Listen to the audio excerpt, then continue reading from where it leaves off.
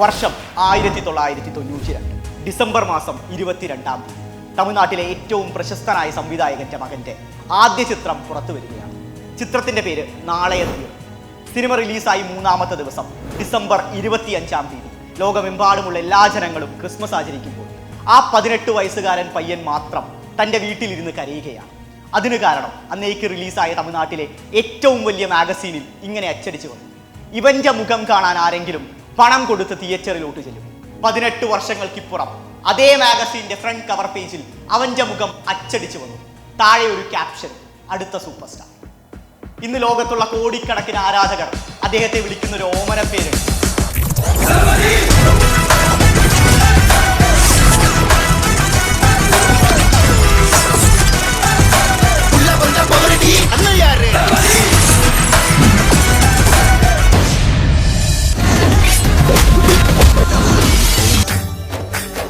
I love you.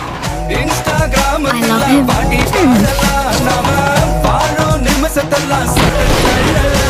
പറഞ്ഞു വന്നത് Joseph Vijay ചന്ദ്രശേഖരെ പറ്റി, സാക്ഷാൽ തലപതി വിജയെ പറ്റി തന്നെയാണ്. 1974 ജൂൺ 22-ാം തീയതി സംവിധായകൻ എസ്.എ. ചന്ദ്രശേഖരന്റെയും ശോഭയുടെയും മകനായി ജനിച്ചു. അനിയത്തി വിദ്യ അവന്റെ ജീവനായിരുന്നു. സ്കൂളില്ലാത്ത സമയം മുഴുവൻ അനിയത്തിയുടെ കൂടെയായിരുന്നു കുഞ്ഞു വിജയ് ചെലവഴിച്ചുകൊണ്ടിരുന്നത്. എന്നാൽ വിജയുടെ 10-ാം വയസ്സിൽ അനിയത്തിയുടെ 3-ാം വയസ്സിൽ ക്യാൻസർ ബാധിതയായി വിദ്യ മരണപ്പെടുകയാണ്. പൊതുവെ എല്ലാവരോടും സംസാരിക്കുന്ന വിജയ് അതിനുശേഷം ഒട്ടും തന്നെ സംസാരിക്കാതെയായി. പഠനത്തിൽ വളരെയധികം പുറകോട്ട് പോയി. വീട്ടിൽ ആരോടും മിണ്ടാതെ ഒറ്റ മുറിക്കുള്ളിൽ മാത്രമായി വിജയ് ഒതുങ്ങി. കാലം വായിക്കാത്ത നഷ്ടങ്ങളില്ല എന്ന് പറയാറുണ്ട്. പക്ഷെ ചില നഷ്ടങ്ങളും ഓർമ്മകളും മനസ്സിന്റെ കോണിൽ അങ്ങനെ തന്നെ നിലനിൽക്കാറുണ്ട്. എന്നാൽ അതിൽ തട്ടി കാലിടറി വീഴാതെ മുന്നോട്ട് നടക്കുമ്പോഴാണ് വിജയം. അത് തന്നെയാണ് തലപതി വിജയ്. പിന്നീട് അങ്ങോട്ട് ഒരു പിടി ചിത്രങ്ങളിലൂടെ വിജയ് തമിഴ് മക്കളുടെ മനസ്സിലിടം നേടി.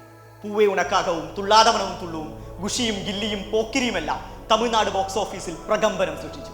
എന്നാൽ 2007 മുതലുള്ള കാലഘട്ടം വിജയ് സിനിമകൾ ഒന്നൊന്നായി പരാജയപ്പെട്ടുകൊണ്ടിരുന്നു. വിജയുടെ 50-ാമത് ചിത്രമായി റിലീസ് ചെയ്ത സുറ ബോക്സ് ഓഫീസിൽ തകർന്നു. തമിഴ്നാട്ടിലെ തിയേറ്റർ ഓണേഴ്സ് പറഞ്ഞു, ഇനി ഈ ചിത്രത്തിന്റെ നഷ്ടം പരിഹരിക്കാതെ മറ്റൊരു വിജയ് ചിത്രം തങ്ങളുടെ തിയേറ്ററുകളിൽ റിലീസ് ചെയ്യില്ല എന്ന്. എന്നാൽ ഇതിനുള്ള മറുപടി വിജയ് നൽകിയത് 2021-ലാണ്. 2021 കോവിഡ് പ്രകമ്പനം സൃഷ്ടിച്ചുകൊണ്ടിരിക്കുന്ന സമയം, തിയേറ്റർ വ്യവസായം തന്നെ തകർന്നടിഞ്ഞുകൊണ്ടിരിക്കുന്ന സമയം, എല്ലാ സിനിമകളും OTTക്ക് മാത്രമായി നൽകിക്കൊണ്ടിരുന്നു. എന്നാൽ വിജയ് തീരുമാനിച്ചു, എന്റെ സിനിമ മാസ്റ്റർ തിയേറ്ററിൽ തന്നെ കളിപ്പിക്കുമെന്ന്. തിയേറ്ററുകളെ ഇളക്കിമറിച്ച് വിജയ് ആരാധകരുടെ ആവേശം അലയടിച്ചു. ആർപ്പുവിളികൾക്കിടയിലൂടെ വിജയുടെ മുഖം സ്ക്രീനിൽ എത്തിയതോടെ ആവേശം അണപൊട്ടി.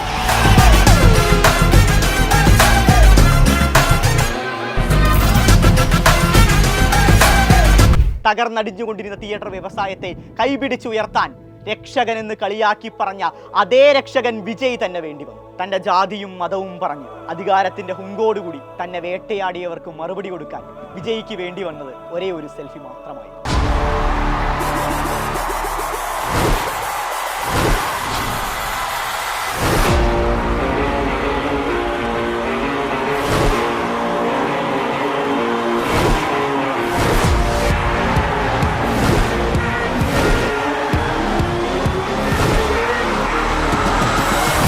നെഞ്ചിൽ കുടിയിറക്കും എന്ന് തുടങ്ങുന്ന വിജയുടെ പ്രസംഗം തമിഴ് ജനതയുടെ മനസ്സിൽ തന്നെയാണ് കൊണ്ടുവരിക്കുന്നത്.